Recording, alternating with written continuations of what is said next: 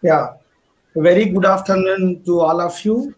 This is Dr. Konda Nageshwar Rao, Director, OUCIP, Assistant Professor, Department of English, Arts College, Usman University. As part of the online lecture series of OUCIP, this is the third lecture. At the outset, I convey my gratitude to former Director, the Dean, Faculty of Arts, my teacher, Professor Karunakar, a well-known academician, a senior professor, a respected personality, Professor A. Karunakar, sir. I invite you, sir, to speak on transnational spaces, Indian diasporic writings. Thank you. Thank you, Dr. Konda Nageshwar Rao, Director OECIP, and good afternoon to all the friends. As because of this pandemic, this is the right way to meet all of you and to exchange our scholarship with you. And when Dr. Nageshwar Rao was going to organize some of the academic programs, in this situation only this kind of an online academic programs are the best one we can do. So therefore, you took an initiative and you started this particular platform, and this is the third lecture of this series. Hope you will find somewhat interest and find some curious things in this lecture. Once again, I welcome. So I took a topic, the transnational spaces in Indian diasporic writer. It's a very big area, but I'll try to, shorten that and discuss only few things which create interest among you. And in this present day scenario, in the 21st century, nothing is capital, everything is capital now. So, transnational or globalization and diaspora, these are all, contributes towards the capital. So, the capital gains, if there is a capital gains, then only the country, between the countries, the relationships will go. And according to the Randolph Byrne, who popularized these transnational spaces in the early 20th century to describe a new way of thinking about relationship between the cultures. So it is a new way of thinking between the cultures. One country understands the other country in a better way when there is what we call a movement from one country to other country. Before the establishment of boundaries, before the establishment of nationality of all the countries in the world, there was no, a kind of a boundaries. Now today you have a perfect boundaries to each and every country. To cross these boundaries, you need to have a valid documents. If you doesn't have a valid document, you are subjected to punishment. But in the medieval times and in the ancient times, people is to move from one space to other space for a better opportunities, for a better living. Indians moved to the Middle East, and Middle East people moved to the Europe, and Europeans moved to the American continent for the better living. And nobody objected that one, why Indians have come to the Middle East, or why Middle East people went to the Europe, or why Europeans went to the America. Nobody objected that, they welcome. In other way, they try to understand the people who have come from the other part of the world, and they lived in what we call in a congenial way. But whereas in the modern times, as the knowledge is growing, the spaces are getting what we call very small. They are getting consumed to become very small. Spaces are not what we call growing up. They are becoming very, very small. So that's where, in the modern time, transnational has become a more capital than the earlier time. It signifies the interconnectivity between the profile and economic issues of nations.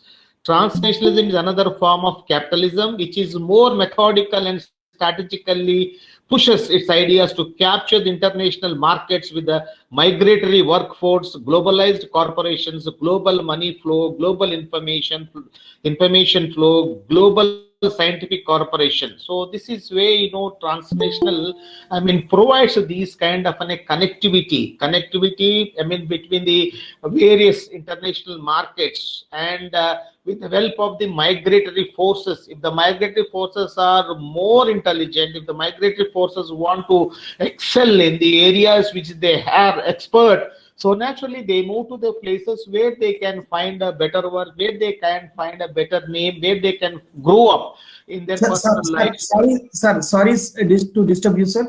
Switch on your cam, sir. It is YouTube live, sir. Can you switch on your camera?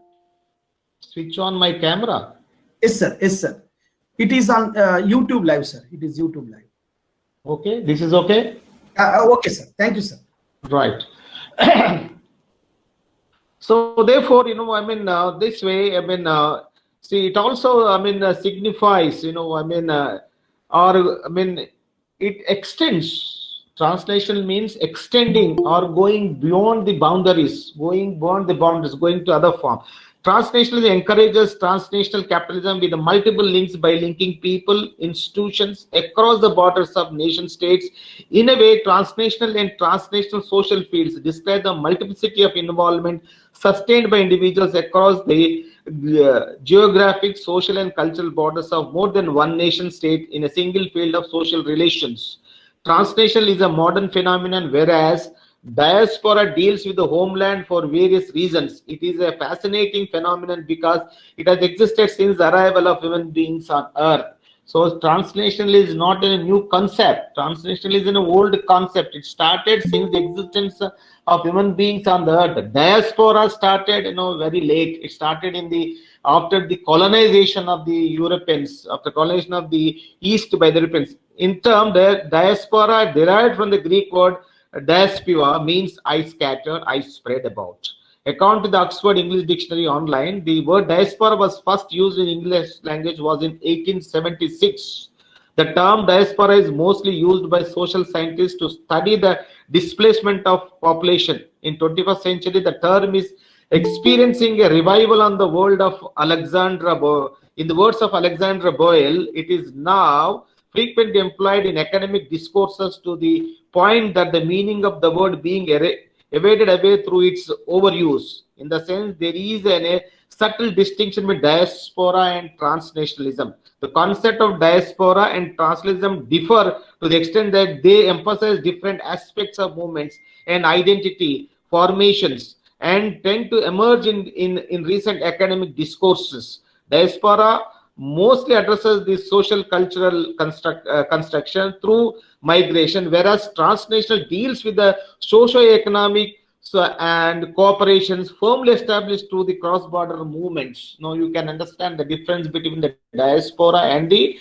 transnational. Now diaspora, I mean, it's mostly, I mean, heavily used, highly used words in the academic circles, and it talks about the identity of the what we call immigrant people, whereas transnationalism talks about and it addresses the socio-cultural construct through migration, whereas transnational deals with the socio-economic cooperation firmly established through cross-border movements.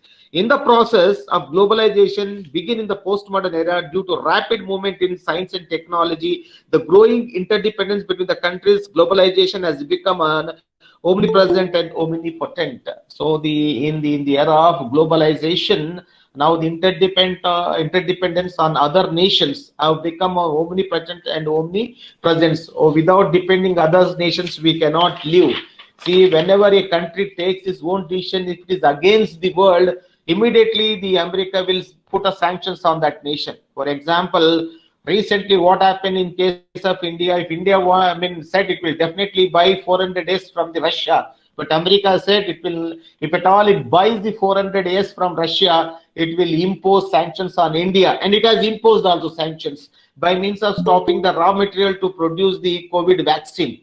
But recently in today's paper, the America has opened the what we call channel. It said it will supply the what we call raw material to India. See, whatever is not liked by the superpowers, they definitely act on that one. So therefore, interdependency has become more in the present day scenario, whereas in the medieval times or in the ancient times, interdependence was not there on other nations. So people freely they used to move from one nation to other nations for the better opportunities, for the better lives. According to the Martin Albro and Elizabeth King defines globalization as all those processes by which the people of the world care incorporated into single world society. I unquote here. No, now today, now according to this, Martin Elbro, now the entire world has become a one single society. But it is only in words, not in reality. If it is a single world, why will America put sanctions on India? And why will America put sanctions on Iran? And why will America immediately act on other nations which go against the interest of America? So therefore, only it is in words. Whatever suits better to the West, now they highlight it. Whatever won't suit to the Western world, they definitely they criticize. Now this is where we see in this the Indian diaspora is a microcosm of India. It is the microcosm of India, and it is the second largest to China diaspora. But if you take the Indian diaspora, is second largest to the Indian diaspora, especially in America. It is second to India. According to the Minister of External Affairs, Government of India, there are 32 million NRIs and PIOs residing outside India. Minister of External Affairs, India, 31st December 2019. As the Indian diaspora is a large and it's contributed to the growth of Indian diaspora economy, so phenomenon the Indian government developed close ties with the Indian diaspora. Since early 1990 onward, the presence of Indian diaspora has been felt. In course of time, the Indian diaspora is recognized as a soft power and powerful entity in foreign policy, making an Indian economic growth. In the pre-independent era, the British Empire subjected India and took them as laborers to Fiji, Mauritius, Caribbean islands, Suriname, Guyana, South Africa, and places where they continue migration, caused to relocate and move to other lands, leaving their own homeland without a choice. Thus, migration resulted in the development of a new distinctive culture. So this is what in recent times, after 2019, the Indian diaspora has become a soft power in Indian politics. Earlier, the Indian government never recognized the Indian diaspora, because as the foreign investments are coming to India, so Indian diaspora's presence has felt more in India, and even in the change of Indian foreign policy also have been affected a lot because of the Indian diaspora. And therefore, what he says that how this diaspora happened, it's only because of the British people. They have forcibly taken Indian labor to the other colonies of Europe and also the America and also the Africa. And when these people went to those places, they went with the Indian culture, they went with the Indian education, they went with the religion, and they get relocated in the new places, and they got mixed with the local people, and a new culture has emerged. So therefore, this migration resulted in the development of a new distinctive culture, especially in the Caribbean islands. So when you read the novels of the B.S. Naipaul, you can understand that what kind of a new culture has emerged in that. But the first instance of diaspora witnessed in the post-independent India, and globalization provided better opportunities to Indian academicians, skilled labor, professionals, and students to migrate. Now there are two different things when it comes to the globalization and the diaspora. Diaspora is that people were taken forcibly to the other lands, but whereas in case of globalization, nobody has forced them to go to any other foreign countries. So the highly educated people, highly skilled people, highly knowledgeable people who thought that they can grow better in other lands, they can get a better name in other lands, they can get a better opportunities, they on their own they move to America, on their own they move to Europe, on their move they move to Australia, other places. So that is the difference between the what we call the globalization and also the what we call diaspora. Diaspora is a forced one, whereas the globalization is on their own people going. So some of the most celebrated the academicians, are not a diasporic writers. They are the what we call writers who went on their own.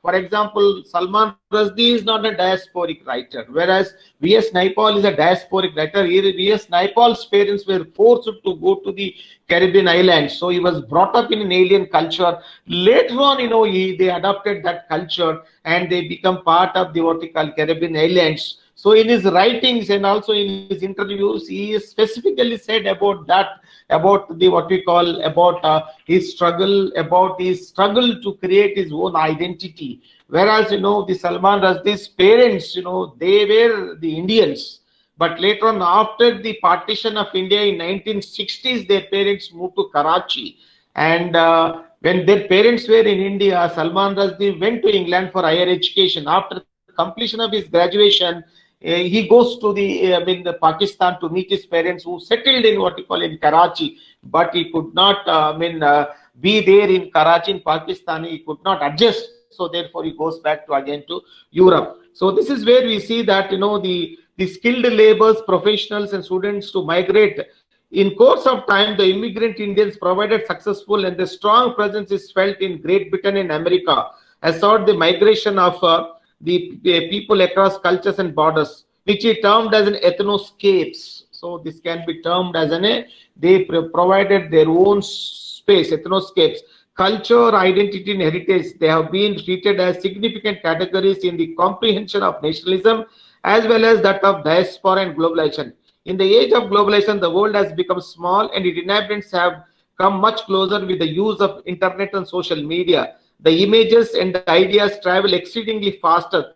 Culture plays a significant role in the age of globalization. At the backdrop of Indian diaspora, due to cultural plurality, the problem of cross-cultural conflict comes about in the lives of the immigrants. The sense of self is eroded by the plight of dislocation, enslavement and trauma of dislocation. In the view of dislocation, the Indian immigrants have to face different cultures, traditions, languages, as well as other aspects of the new lane. And nevertheless, the immigrants have deruled the greater sense of adaptability, mobility, and accessibility. In Indian expatriates tries to understand the reason for their displacement, suffering due to alienation and nostalgia towards their homeland, among with the issues they have been with the cultural identity as well as with the different generations of their population. As the expatriates no longer live in their home country, they have thematically recognized the diasporic experience to achieve their goals and ambitions that help them to balance their previous and present life. The diaspora experience is strategically related to cultural hybridity and transnational migration. So therefore, it's a new kind of a culture as that is cultural hybridity. The most commonly occurring themes in the diasporic writing are double consciousness, displacement, dislocation, alienation, self-identity, reliving one's past, cultural shock, nostalgia, and problems of assimilation. Nevertheless, the expatriate writers emotionally look towards their motherland for diverse reasons. Some of the most prominent authors like V.S. Naipaul, his brother Shiv Naipaul, Rajarao, Salman Rushdie, Amitav Ghosh, Vikram Seth, and the women diasporic writers are Kamala Markandeya, Bharati Mukherjee, Chitra Banerjee, Divakaruni, Jhumpa Lahiri, and Kiran Desai. So so therefore now now we will take the one of the most prominent diasporic writer, that the V.S. Naipaul, and we'll see that how he has brought in the themes of dislocation, displacement in his writings.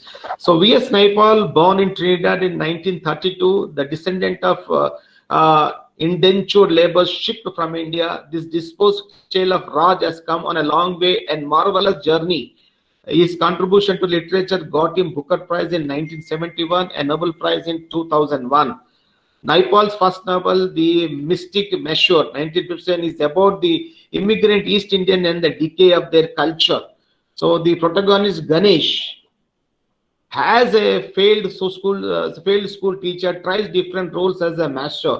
an author and a mystic, and ultimately becomes a member of Trinidad Legislative Assembly.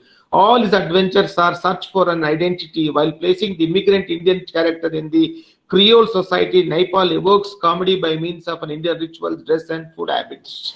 And here, what Naipaul says is that a new kind of an culture emerged in the Caribbean island, that is Creole culture. Creole culture is the amalgamation of the Indian culture and also the Caribbean culture. The culture which has come from the Africa, and they got mixed with the Europeans. Europeans have colonized the Caribbean.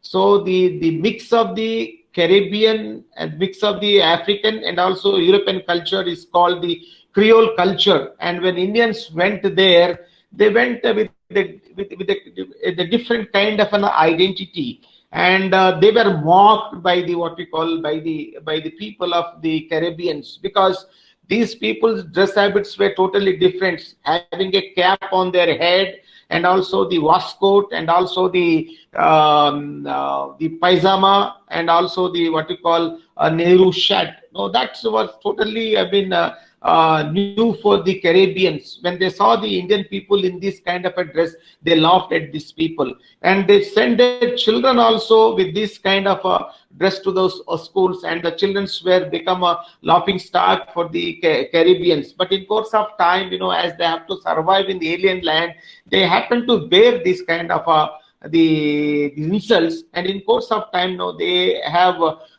created their own identity. So therefore, to show that how these people have created the identity, in his first novel, in The Mystic Masseur, the V.S. Naipaul brings out how the teacher tries different roles. As a teacher, he was a failure, but he tries different roles, and finally ends up in becoming a parliamentarian, of Trinidad Legislative Assembly. So therefore, he was a successful man. Success is what we call the only weapon for the identity of the immigrants. If this is not successful, then is nobody. So therefore, Indians strive very hard to become a successful, and all his adventures are search for an identity. So these people, adventures search for identity. They have to create their own identity. And while placing the immigrant Indian character in the Creole society, now Naipaul evokes comedy by means of Indian rituals and dress and food habits. You know that Indian rituals are very typical, and that every day morning going near to the river shore and offering the what we call the waters to the sun god in the morning and the evening, and taking bath in the open areas, and also the food habits, different kinds of food habits, that most of them are vegetarians, not non-vegetarians, but whereas Caribbeans are totally non-vegetarian. This really created some kind of laughter among the Creole society. The novel set in the Trinidad highlights the average immigrant Indian struggling to find societal recognition. So this is where the average Indian tries to find out a societal recognition. As a son of an immigrant Indian, Naipaul does not understand the plight of an immigrant and makes a compassionate observation of individual entrapped in a unique situation. Thus, Naipaul makes a serious attempt to highlight of the problems of a textile Indian who suffer from an alienation and identity. So, in another novel, The House of Mr. Biswas, which was published in 1961, his fourth and first novel achieved critical acclamation. In the series, it was the fourth novel which attained high critical acclamation worldwide. In all his novels, Naipaul deals with the themes of exile, alienation, dissolution, and displacement. A House of Mr. Biswas is a fiction of autobiographical nature. Most of his novels' work revolves around the theme of displacement and exile.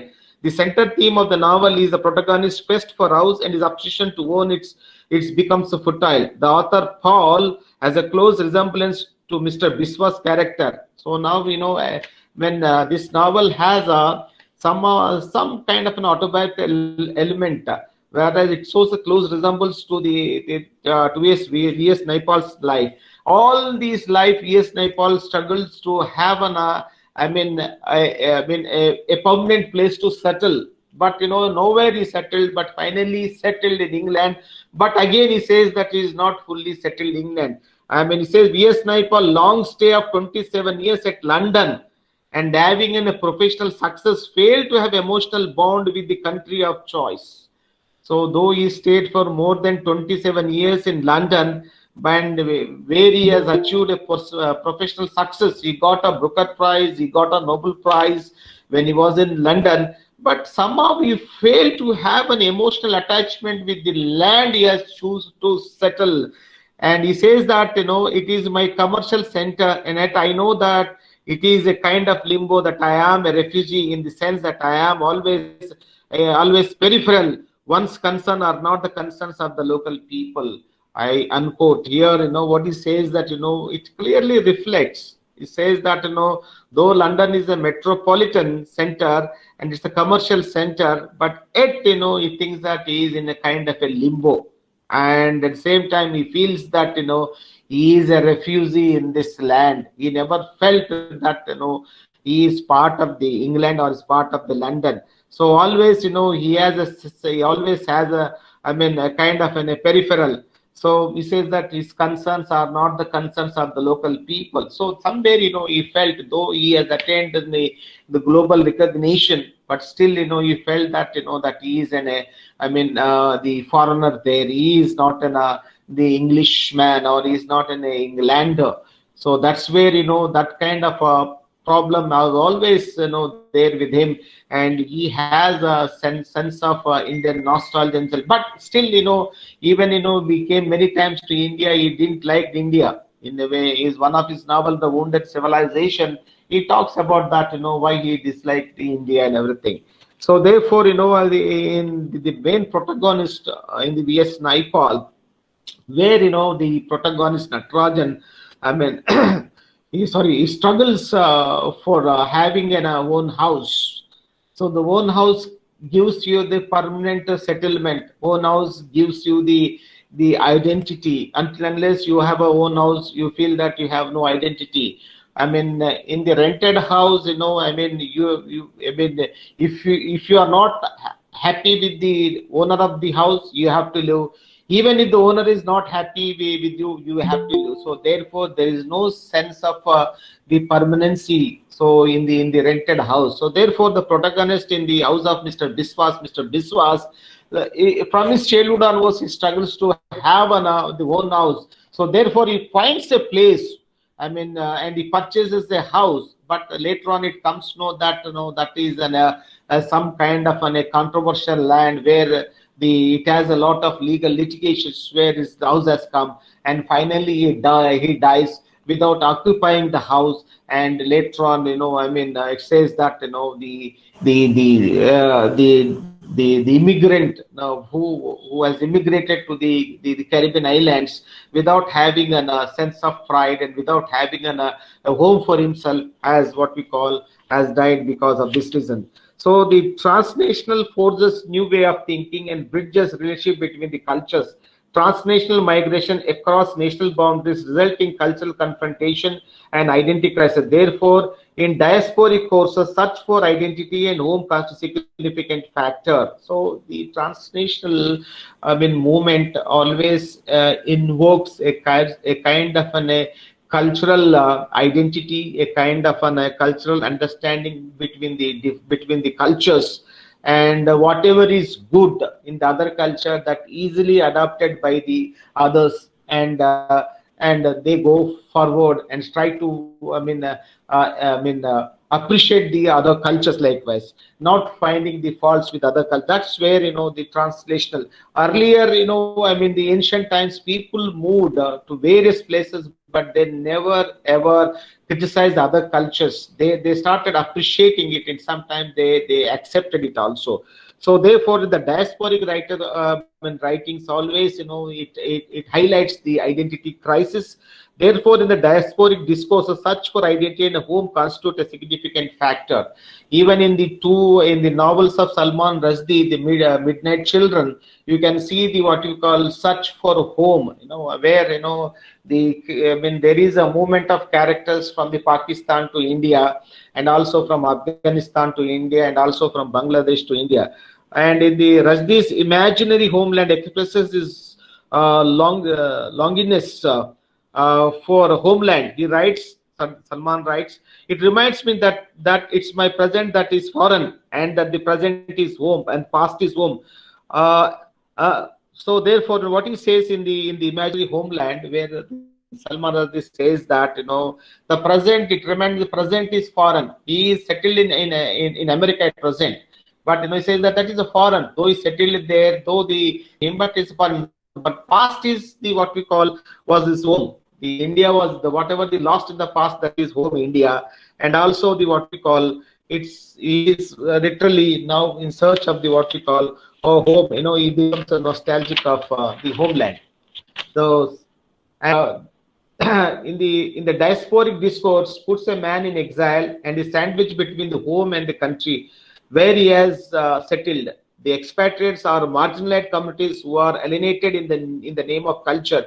They feel sense of loss, sense of dislocation, sandwiched between the two cultures, native and foreign. However, they try to cope up and adjust with their nativity identity as well as a place of settlement.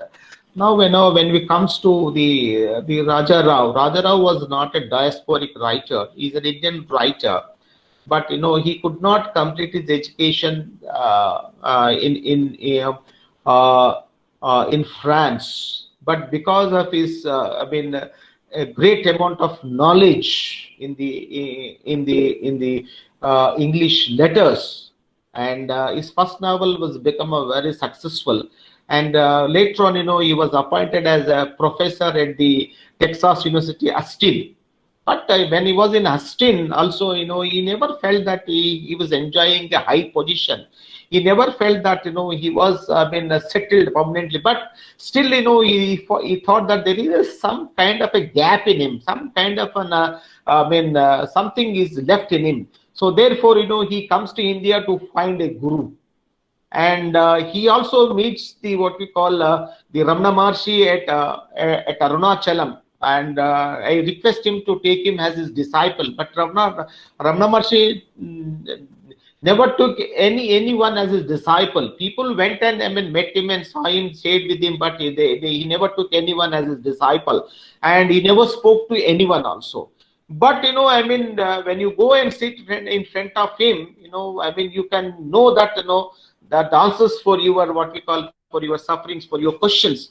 So when he sat in front of Ramana Maharshi, this man has come to know that his guru is in what we call in Kerala. He goes and he finds his guru in Kerala, takes that Atma Raman something Atma Raman or Prabodhananda as his guru, and he meditates with him for a couple of years, and finally he finds answers for his queries, goes back to Austin and gives some wonderful lectures on the what we call on the philosophy, on the spiritualism, on the matters relating to the logic. Even in this novel, The Serpent and the Rope, where he talks about the Maya, where he talks about the reality, and he beautifully, puts in the Buddhist culture, and also the Christian culture, and also the Indian culture in that one. So therefore, how the Indian diaspora feels nostalgic about his homeland, and how Indian diaspora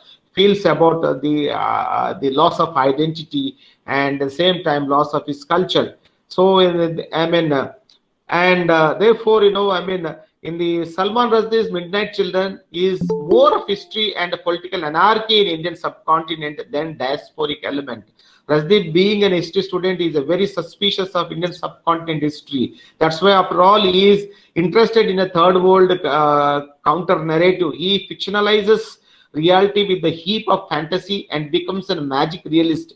In Midnight Children, Rushdie is searching for his identity, born in India and grown in Britain. He has become a product of hybridity and diverse. The protagonist Salim has hybrid identity. He was illegal child of William Methworth, a British, and Vanita, a Hindu. When he was born, he was wrapped by a nurse, Mary Pereira, and brought up in a Muslim family. He feels that his birth at midnight in India's independence on the same day has some importance. Significantly, Salim Shenais surrounds with the mythological, cultural, and spiritual importance. Midnight Children documents the demented wanderings of a split self in quest for wholeness and identity. In the light of globalization, privatization, and marketization, social networks and cultural phenomenon have become more increasingly fluid, less tangible, and more interconnected. In the post-globalization era, culture life has changed human relationships and social upheavals. These diasporic writers are far above excellence and exhibited truth in their creative works. Now, in the light of globalization, privatization, and marketization, and social networks, and also the cultural phenomena have become increasingly fluid, less tangible, and more interconnected. So, therefore, in the post-globalization, the human the relationships have been changed. So these diasporic writers, V.S. Naipaul or Salman Rushdie and other writers, they are, they brought and exhibited these things in their creative work and created interest among the Indians and also among the other nations of the world. So how the diaspora writers have become nostalgic about their motherland, and how they have adapted the foreign cultures, and how they have excelled in course of time. And at the same time, not only they excelled, but also they have brought the fame to their the motherland, and all these things have become more important. And later on, the globalization is a different aspect that the writers who have gone to the other world, like the writers like Gita Mehta and other writers, so they have gone there on their own choice. They were not forcibly taken, and they have not suffered any cultural identity. Even the Jhumpa Lahiri also, she has not suffered any cultural identity. She has not suffered any kind of displacement or dislocation.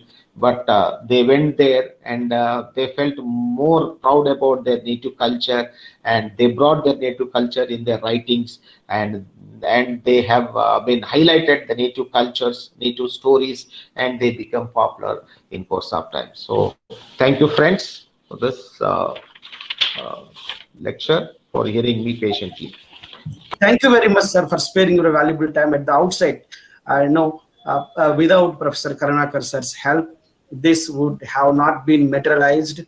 Because of his continuous support, OUCIP is able to do many programs under his able guidance. Thank you, sir. Thank you very much.